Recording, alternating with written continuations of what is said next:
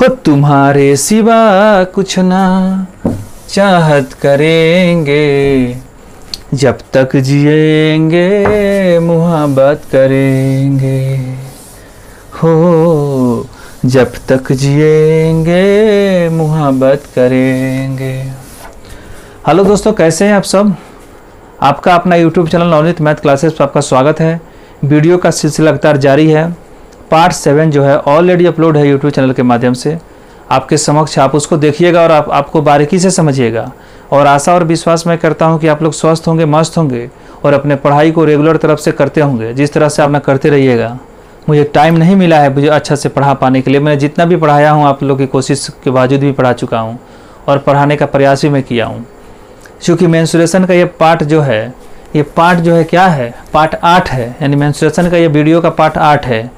और इसमें मैं आपको बात करेंगे समबाहु त्रिभुज के बारे में।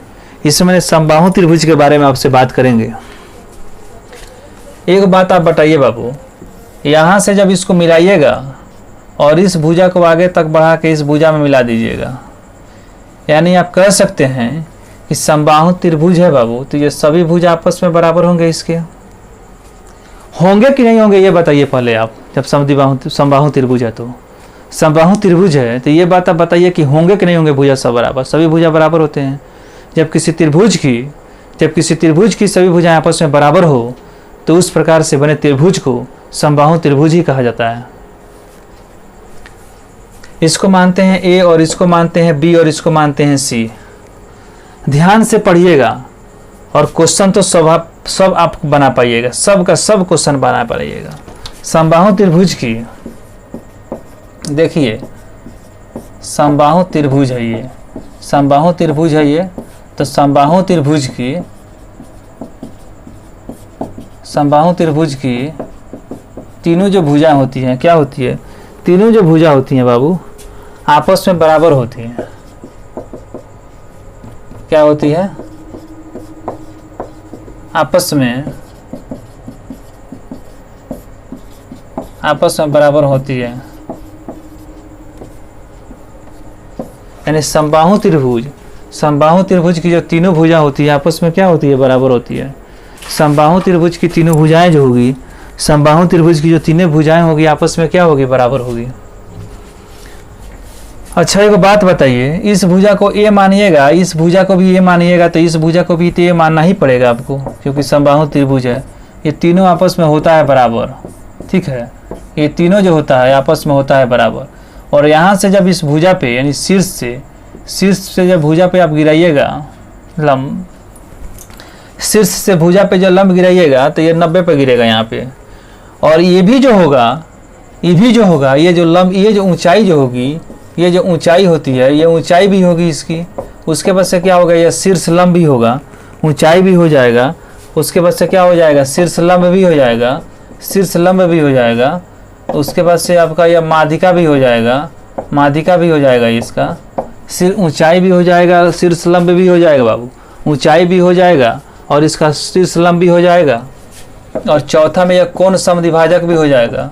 क्या होता है, कोण समद्विभाजक भी होता है, कोण समद्विभाजक भी होता है। ये कोण समद्विभाजक भी होगा।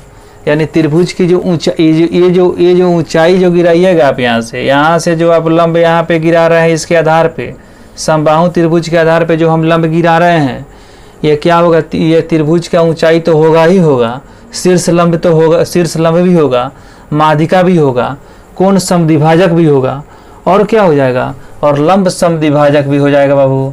क्या होता है, लंब समद्विभाजक भी हो जाएगा, कोण समद्विभाजक भी हो जाएगा। और उसके बाद से क्या हो जाएगा, लंब समद्विभाजक भी होगा ये।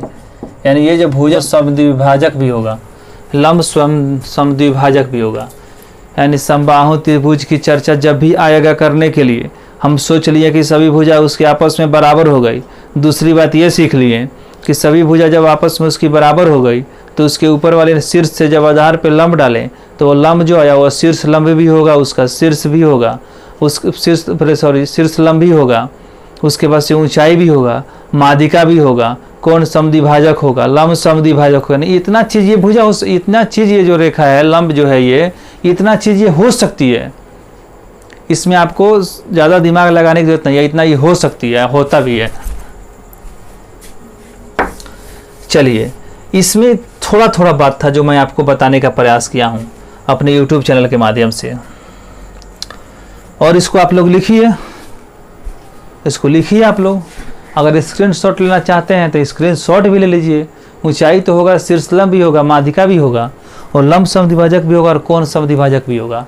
यानी इतना चीज़ ये होगा, ये उसकी जो ऊंचाई होगी। चलिए एक चीज़ थोड़ा सा और इसमें निकालते हैं। ये हो गया ए, तो इसको लिख सकते हैं ए बाई, ये लिख सकते हैं ए बाई 2, और इसको भी लिख सकते हैं हम ए बाई 2।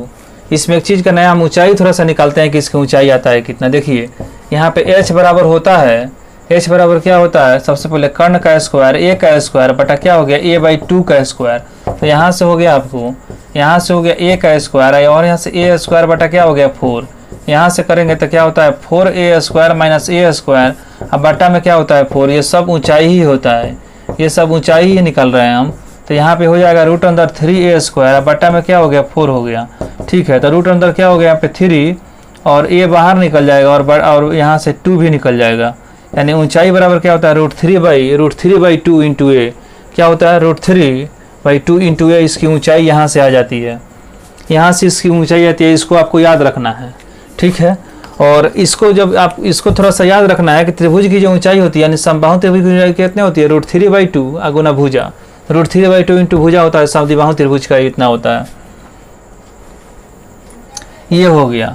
उसके बाद इसमें थोड़ा सा चर्चा ये कर लेते हैं एक बाबू बात, इसको मिटा दे क्या, इसके लिए इसको मिटा ही देता हूँ मैं, और इसको मिटा ही देता हूँ, और इसको मिटा के एक चीज़ की चर्चा थोड़ा सा और मैं कर लूँगा तो अच्छा हो जाएगा आपका कंसेप्ट जो है, और स्ट्रांग हो जाएगा आपका कंसेप्ट जो है, और स्ट्रांग हो जाए। देखिए ये है बाबू समबाहु त्रिभुज, ठीक है, ये हो गया समबाहु त्रिभुज, और इसके अंदर मैंने एक वृत्त बना रहा हूँ। इसके अंदर क्या हो गया, मैंने वृत्त बना रहा हूँ। ये होता है समबाहु त्रिभुज, और इसके अंदर वृत्त बना रहा हूँ, और यहाँ से जब यहाँ मिला रहा हूँ, यानी इसके केंद्र से परिधि को छुआ बाबू तो ये त्रिज्या हुआ बाबू, तो ये आर होता है, ये अंतःवृत्त की त्रिज्या हो गई। और ये जो समबाहु त्रिभुज है ना, और समबाहु त्रिभुज के बाहर अगर कोई वृत्त मान लीजिए बना रहे हैं, यहाँ पे कोई अगर वृत्त बना रहे हैं और यहाँ केंद्र है, तो ये छुएगा ऊपर से, तो ये क्या हो जाएगा, इसका परिवृत्त की त्रिज्या आर हो जाएगी, कैपिटल आर हो जाएगी। इतना चीज़ आप जानते हैं पहले से। ये होता है अंतःवृत्त होता है समबाहु त्रिभुज में, अंतःवृत्त। ये क्या होता है, समबाहु त्रिभुज में अंतःवृत्त है। ये क्या है, अंतःवृत्त है। और ये जो है आपको समबाहु त्रिभुज में ये क्या है, तो समबाहु त्रिभुज में क्या है, बाह्य वृत्त है। ये समबाहु त्रिभुज का बाह्य वृत्त है। वो जो था अंतःवृत्त था, और ये था समबाहु त्रिभुज का बाह्य वृत्त था। देखिए इसको अपने ऊंचाई बराबर जानते हैं रूट 3 बाई 2 इंटू भुजा, ये आप जानते हैं, ठीक है। लेकिन हम आपको एक चीज़ और बता देना चाहते हैं, थोड़ा सा ये कंसेप्ट ही चल रहा है। जब तक आपका कंसेप्ट मैं स्ट्रॉन्ग नहीं करूँगा तब तक मैं क्वेश्चन का शुरुआत ही नहीं करूँगा। पहले मैं क्वेश्चन को स्ट्रॉन्ग कर रहा हूँ, कंसेप्ट को मैं पहले स्ट्रॉन्ग कर रहा हूँ। कंसेप्ट क्लियर तो रिजल्ट क्लियर। जब तक आपका कंसेप्ट क्लियर नहीं होगा तब तक आपका रिजल्ट हो ही नहीं सकता है। ये हो गया, बी हो गया, और ये क्या हो गया बाबू, सी हो गया। ये आप जानते हैं। यहाँ से जब शीर्ष को यहाँ मिलाइएगा तो भी 2 बराबर भागों में बांट देगा। यहाँ के शीर्ष को यहाँ मिलाइएगा तो भी 2 बराबर भागों में बटा, और यहाँ के शीर्ष को जब यहाँ मिलाइएगा तो भी 2 बराबर भागों में बटा। जब भी इसको मिलाइएगा ना बाबू, जब भी इसको मिलाइएगा ऊपर से, तो यह शीर्ष से क्या करता है नो, 2:1 का अनुपात में बांटता है। क्या करता है, 2:1 का अनुपात में बांटता है। और ये जो भुजा होती है नो, ये जो भुजा होती है समबाहु त्रिभुज की, ये 2√3 होती है। इसको 2√3 मानता है अनुपात में। यानी इस भुजा को, यानी जो ए होता है, यहाँ से यहाँ जो मान लीजिए अगर ए है, और ये भी ए है, और ये भी ए है, तो ऊपर से जब भी शीर्ष को बांटेगा बाबू समबाहु त्रिभुज में जब भी हम शीर्ष से आधार पे लंब डालेंगे, उस भुजा को जो बांटेगा, यानी जो लंब जो होगा वो 2:1 का अनुपात में बटेगा बाबू। यानी वो 2:1 का अनुपात में बटेंगे। जब भी समबाहु त्रिभुज होगा, जब भी समबाहु त्रिभुज में हम शीर्ष से आधार पे लंब डालेंगे, तो जो उसकी ऊंचाई जो होगी, यानी उसकी जो लंब होगा, वो 2:1 का अनुपात में बटेगा बाबू। 2:1 का अनुपात में बटेगा। इसको आप अच्छा से ध्यान में रखिएगा और समझिएगा। 2:1 का अनुपात में बटेगा। ये जो भुजा होगी वह 2√3 होगी, ये जो भुजा होती है 2√3 होगी। अब बताइए ये जो बिंदु होगा बाबू इसका, ये जो बिंदु यहाँ पे जो कट रहा है, ये बिंदु जो है जहाँ पे सभी भुजाएं मिल रहा है, भुजाओं के जो शीर्ष से यानी शीर्ष से डाला गया जो लंब जो तीनों भुजाओं को काट रहा है यानी कटान बिंदु जो होगा वो इसका क्या होगा, केंद्रक भी होता है इसका यह केंद्रक होता है, इसका केंद्रक होता है। उसके बाद से क्या होता है, अंतक केंद्र भी होगा इसका, यानी केंद्रक तो होगा ही होगा, केंद्रक भी होगा, केंद्रक हो गया। उसके बाद से क्या हो गया, लंब केंद्र हो गया। उसके बाद से क्या हो गया, लंब केंद्र हो गया, केंद्रक भी हो गया, लंब केंद्र हो गया। उसके बाद से क्या हो गया, अंतक केंद्र हो गया, अंतक केंद्र भी होगा ये। और उसके बाद से क्या होता है, यह परिकेंद्र भी होता है, यह परिकेंद्र भी होगा, यानी यह अंतक केंद्र भी होगा, लंब केंद्र भी होगा। उसके बाद से क्या हो गया, और क्या होता है, परिकेंद्र, यानी अंतक केंद्र तो होगा ही होगा, अंतक केंद्र होगा, केंद्रक भी होगा, केंद्रक भी होगा, लंब केंद्र भी होगा, अंतक केंद्र भी होगा और परिकेंद्र भी होगा।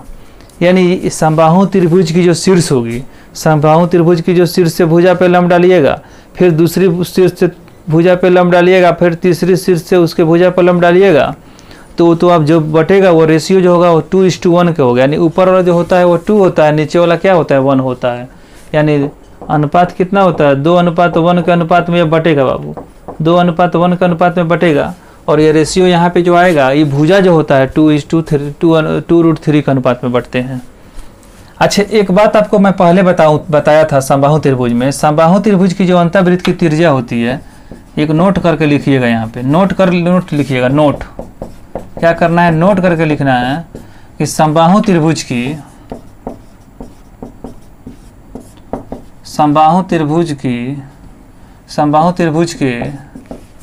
अंतःवृत्त का क्या होता है, अंतःवृत्त की जो त्रिज्या होती है बाबू, त्रिज्या होती है, परिवृत्त की त्रिज्या क्या होती है, परिवृत्त की त्रिज्या की आधी होती है, परिवृत्त की त्रिज्या क्या होती है, आधी होती है। समबाहु त्रिभुज में अंतःवृत्त की त्रिज्या होती है, अंतःवृत्त की त्रिज्या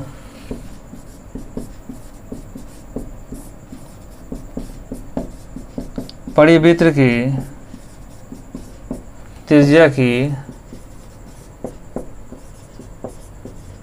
की त्रिज्या क्या होती है, आधी होती है। समबाहु त्रिभुज के अंतःवृत्त की जो त्रिज्या होगी, समबाहु त्रिभुज में अंतःवृत्त की जो त्रिज्या होगी परिवृत्त की त्रिज्या की आधी होती है।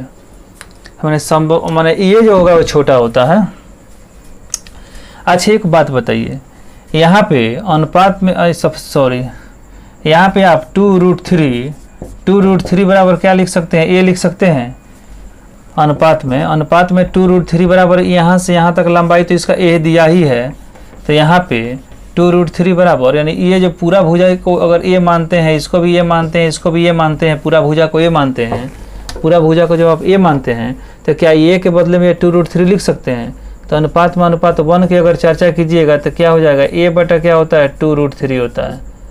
ए बराबर क्या होता है, 1:1 बराबर क्या होता है, ए बटा 2√3 यानी अनुपात 1। और अनुपात में अनुपात 2 की अगर चर्चा करते हैं, 2 की चर्चा करते हैं, ए बराबर इतना हो गया, तो ए बटा क्या हो गया 2√3 और गुना में क्या हो गया 2 से 2 कट गया।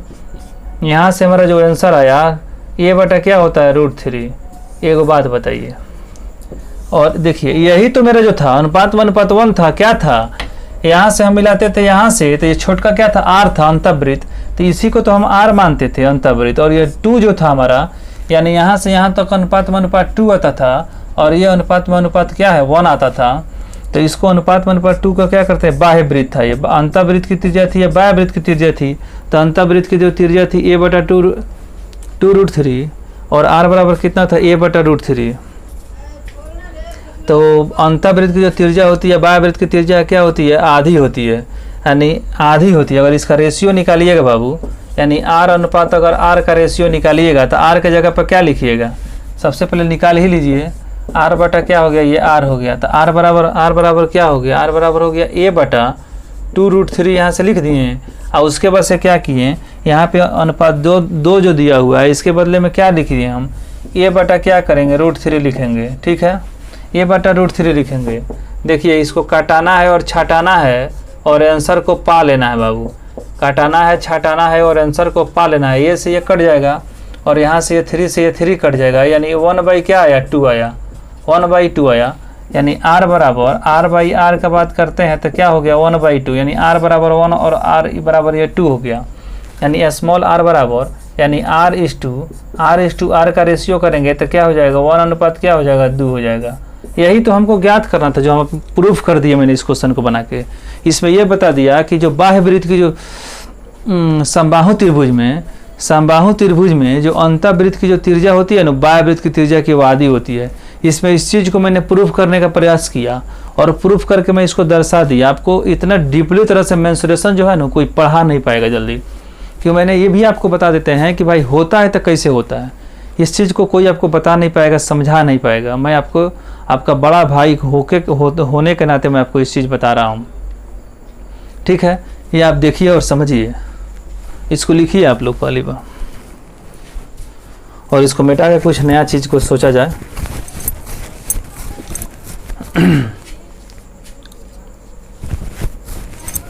देखिएगा यहाँ से जैसे कि चलिए इसको मिटाता हूँ और सेवा को थोड़ा सा और प्रारंभ करता हूँ और आगे की ओर वीडियो को बढ़ाया जाए जल्द से जल्द। बहुत क्लास धीमा ही चल रहा है, जाने दीजिए, कोई बात नहीं है। धीमा चल रहा है तो अच्छा से तो चल रहा है, डीपली तो चल रहा है चीज़। डीपली चलेगा तो आपको अच्छा ही नहीं रहेगा उसके भलाई के लिए, हाँ।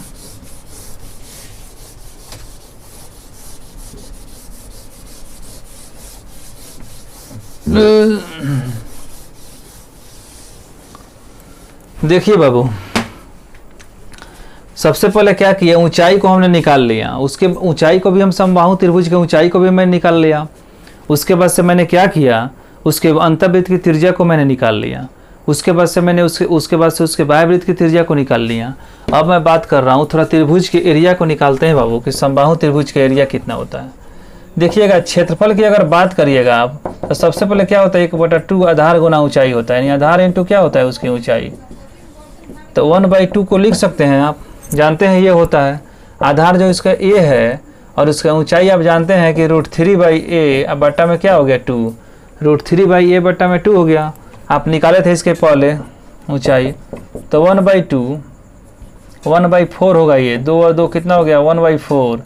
और यहाँ से कितना √3a² हो जाएगा। यानी त्रिभुज का एरिया, यानी समबाहु त्रिभुज में क्या होता है, समबाहु त्रिभुज का जो एरिया होगा, समबाहु त्रिभुज का जो एरिया होगा √3/4 इंटू a², √3/4 इंटू a²। अंतर त्रिज्या की बात करेंगे, अगर अंतःवृत्त की त्रिज्या की बात करेंगे, अगर अंतःवृत्त की त्रिज्या की बात करेंगे, मान लीजिए अंतःवृत्त की त्रिज्या की मैं बात कर रहा हूँ, अगर अंतःवृत्त की त्रिज्या होगी बाबू, इसकी अंतःवृत्त की जो त्रिज्या होगी, अंतःवृत्त की त्रिज्या पढ़े थे अनुपात में अनुपात 1 था। और देखिए सबसे पहले अंतःवृत्त की त्रिज्या को r मानिए, यहाँ ये क्या था अनुपात में अनुपात 1 था और ये बराबर क्या था a बटा क्या था 2√3 था, a बटा क्या था 2√3 था। और एक पढ़े थे आप, एक पढ़े थे उसमें कि बाह्य वृत्त की त्रिज्या यानी परिवृत्त की त्रिज्या, एक बताए थे आपको परिवृत्त की त्रिज्या, यानी परिवृत्त की ये त्रिज्या थी। तो परिवृत्त की त्रिज्या को क्या समझे थे, बड़ा कैपिटल R समझे थे। इसका रेशियो कितना था, अनुपात में अनुपात 2 था और a बटा क्या था √3 था। तो यही न था अंतःवृत्त की जो त्रिज्या थी, परिवृत्त की त्रिज्या की आधी होती है, क्योंकि इसमें 2 से भाग किया गया है। इसका मतलब समझेंगे कि आधा की चर्चा की है, कम हो गया। भाग में जो संख्या होती है ना वो कम ही हो जाती है उसके बाद। ये 2 चीज़ आपको सबसे पहले ध्यान में रखना और याद रखना है, ध्यान में रखना और याद रखना है। एक अंतःवृत्त की त्रिज्या और एक परिवृत्त की त्रिज्या, ये दोनों चीज़ को आपको हमेशा याद रखना है। और क्षेत्रफल तो आप जान ही रहे हैं कि 1/2 आधार गुना ऊंचाई होता है त्रिभुज के क्षेत्रफल को निकालने के लिए। और थोड़ा सा त्रिभुज बनाने की जरूरत नहीं है बाबू। ये मानेंगे, ये मानेंगे और ये मानेंगे, सभी भुजा आपस में क्या होंगी, बराबर होंगे। ये सभी जो भुजा होगा आपस में क्या होगा, बराबर होगा। ये कंसेप्ट चल रहा है। इस कंसेप्ट अगर आपका क्लियर है बाबू, कंसेप्ट क्लियर है, क्वेश्चन को धुआं के जैसा उड़ाइएगा। क्लियर करता हूं, देखिएगा ये है त्रिभुज, यहाँ से यहाँ क्या था, यह त्रिभुज था, इसको मानते थे ये बी और इसको मानते थे सी। एक ठो बात आप बताइएगा हमको। और यहाँ से सिर से जब भुजा पर आप गिराते थे तो क्या ये आपको 2:1 का अनुपात में बांटता था, यानी 2:1 का अनुपात में आपका रेशियो ये होता था यहाँ पे बंटने का।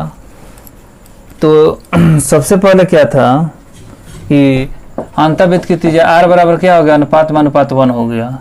और यहाँ से और कैपिटल R बराबर क्या होगा, अनुपात में अनुपात 2 हो गया। और यहाँ से अगर ऊंचाई की चर्चा करते हैं तो कितना हो गया, अनुपात में अनुपात 3 हो गया। ठीक है, अनुपात में अनुपात 3 हो गया। और एक भुजा की बात करते हैं, यहाँ से यहाँ तक अगर भुजा की बात करते हैं जो ये है, यहाँ से यहाँ तक भुजा की बात करते हैं तो ये है, तो ए बराबर कितना होता था, ए बराबर कितना था, 2√3 हो गया अनुपात में। अनुपात में क्या हो गया, ए बराबर 2√3। ये फॉर्मेट है बाबू, ये क्या है, फॉर्मेट है भाई, इसको आपको ध्यान में रखना है, फॉर्मेट है ये। एक क्वेश्चन इसी पैटर्न पर सच के आएगा आपको। और डायरेक्ट आप देखिएगा, सबसे डायरेक्ट पूछेगा समबाहु त्रिभुज की अंतर्वृत्त की त्रिज्या निकालेंगे तो डायरेक्ट समझेंगे बाबू आर बोला है और आर का मतलब अनुपात में अनुपात 1 बोला है। तो कैसे निकालते हैं, तो सबसे पहले क्या करते हैं, इसको डराइव करते हैं, अनुपात में अनुपात 3, अनुपात में अनुपात 3 बराबर इतना है। और उतना अगर लोड नहीं रहता तो डायरेक्ट समझते हैं कि ठीक है ये तो ये भुजा बराबर ये मानते हैं और इसका रेशियो कितना होता है, 2√3 का रेशियो होता है इसका। तो 2√3 बराबर ये हो गया, तो 2 का मान निकाल लेंगे, 1 का मान निकाल लेंगे, अंतर्वृत्त की त्रिज्या जाएगा, बाह्यवृत्त की त्रिज्या जाएगा, दोनों का योग कर देंगे बाबू, उसकी ऊंचाई निकल जाएगा। तो किसी त्रिभुज में अगर ऊंचाई दिया हो उसके और उसके आधार का आधार भी निकाल दिया, क्या उसका क्षेत्रफल नहीं निकल सकता है क्या इसमें, यानी हर कुछ निकल सकता है उसका। क्वेश्चन बना के समझिएगा तो ज़्यादा बेहतर आपको समझ में आएगा इस चीज़ को। कंसेप्ट क्लियर हो जाएगा, अगर आपका कंसेप्ट अगर आपका क्लियर है तो आपका रिजल्ट भी क्लियर है। कंसेप्ट अगर आपका क्लियर है बाबू तो आपका रिजल्ट भी इस साल क्लियर ही है। परिमाप क्या होगा, त्रिभुज का परिमाप क्या होगा, त्रिभुज का परिमाप क्या करें, ज्ञात करें। यानी किसी समबाहु त्रिभुज की माध्यिका जो है, किसी समबाहु त्रिभुज की जो माध्यिका है 6√3 हो तो त्रिभुज का परिमाप ज्ञात करें। तो ये यहाँ से अब मिला दिए बाबू। देखिए सबसे पहले क्या होता है, ये जो हो गया आपको समबाहु त्रिभुज है और यहाँ से यहाँ को हम इसको मिला दिए। ठीक है, बोला है कि माध्यिका जो होती है इसको क्या करती है, 2:1 का अनुपात में बांटती है इस एंगल को। ये माध्यिका भी होती है, शीर्षलंब भी होती है, सब कुछ होता है। ये कौन समद्विभाजक भी होता है, इसमें अंतः केंद्र भी हो सकता है आगे। वो अंतः केंद्र वाला यहाँ से जब मिलेगा ना ये वाला होता है। ठीक है, अनुपात में। और ये जानते हैं कि आपको 2√3 होता है यहाँ से यहाँ तक।